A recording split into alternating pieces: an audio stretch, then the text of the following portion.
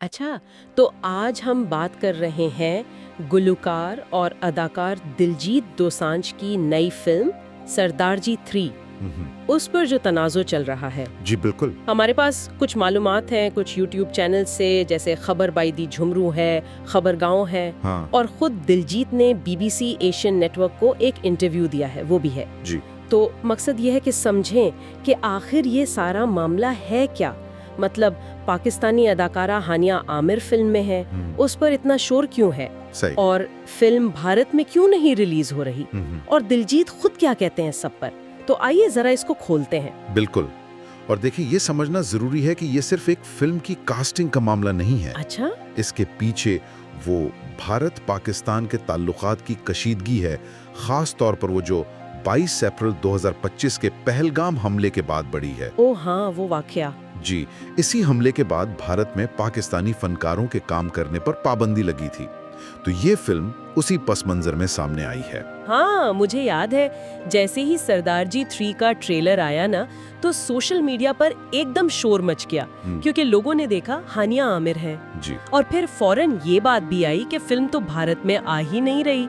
Trailer भी YouTube पर यहाँ नहीं चल रहा था, वो जियो ब्लॉक किया हुआ था। बिल्कुल। तो फौरन सवाल उठा कि क्या हानिया आमिर की वजह से भारत में रिलीज रोकी गई है। देखिए, बुनियादी वजह तो पहलगाम हमले के बाद वाली सूरत हाल ही बताई जा रही है।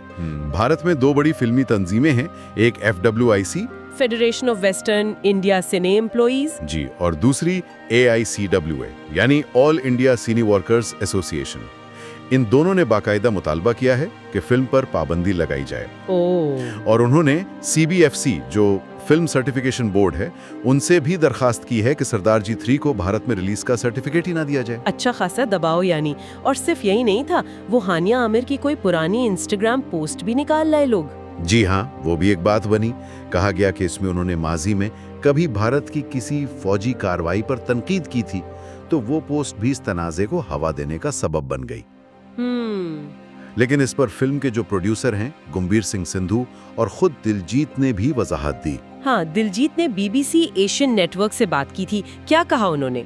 उन्होंने बहुत वाज़ेह कहा कि देखें, फिल्म की शूटिंग फरवरी में मुकम्मल हो गई थी, मतलब पहलगाम वाक़ये से महीनों पहले। अच्छा, यानी जब हालात ठीक थे। जी, जब हालात बिल्कुल मुख्तलिफ थे।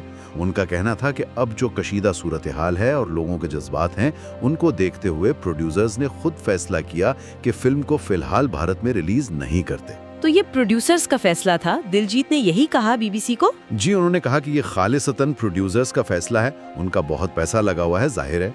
तो वो उनके फैसले की हिमायत करते हैं कि फिल्म बैरून मुल्क रिलीज कर दें। हालांकि उन्होंने ये भी माना कि भारत में रिलीज ना होने से माली नुकसान बहुत बड़ा होगा, क्योंकि एक पूरी मार्केट ही नहीं मिलेगी। सही बात है, कारोबारी नुकसान तो है ही। बिल्कुल। और जब उनसे हानिया आमिर के साथ काम करने के बारे में पूछा गया ना, तो दिलजीत ने कहा कि वो बहुत प्रोफेशनल थीं, और ये भी कहा कि वो सेट पर सबकी, खास तौर पर खवातीन की प्राइवेसी का बहुत ख्याल रखते हैं। इनकी बातचीत बस काम तक ही रहती है। अच्छा। वैसे दिलजीत के साथ ये तनाज़ुआत कोई नई बात तो नहीं है। पहले भी किसानों के एहतजाज पर या उनके कुछ बयानात पर जी, या उनकी फिल्मों पर भी, वो पंजाब 95 वाला मामला भी था। हाँ बिल्कुल, तो वो खबरों में रहते हैं। लेकिन यहाँ एक दिलचस्प बात है। ये खबर बाई दी जुमरू पर एक सहाफ़ी हैं सुनील कटानिया, वो बता रहे थे कि इन सब तनाज़ुआत के बावजूद दिलजीत का जो आलमी कद बन गया है ना, अब उन्हें नजरअंदाज करना या बैन करना इतना आसान नहीं रहा। अच्छा, मतलब उनकी आलमी कामयाबी आड़े आ रही है। एक तरह से उनकी पहुंच, उनकी कामयाबी, यहाँ तक कि भारतीय प्रधानमंत्री भी उनसे मिलते हैं, फॉलो करते हैं, तो उनका मुकाम अब काफी मुख्तलिफ है।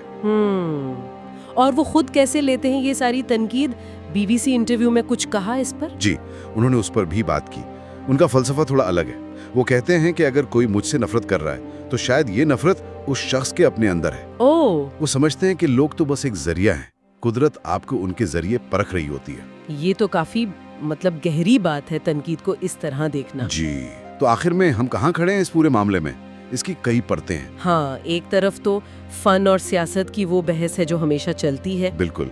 दूसरी तरफ सरहद पार के फनकारों के साथ काम करने की अपनी पेचीदगियां हैं, खास तौर पर जब हालात कशीदा हों। सही। और तीसरी तरफ एक ऐसा आलमी सितारा है जो पंजाबी भी है, अपनी जड़ों से जुड़ा है और आलमी स्टेज पर भी है। प्रोड्यूसर्स ने तो अपना फैसला कर लिया हालात को देखते हुए कि भारत में रिलीज नहीं करनी, जो एक तरह से पाबंदियों और अवामी जज्बात का एहतराम ही समझा जाएगा।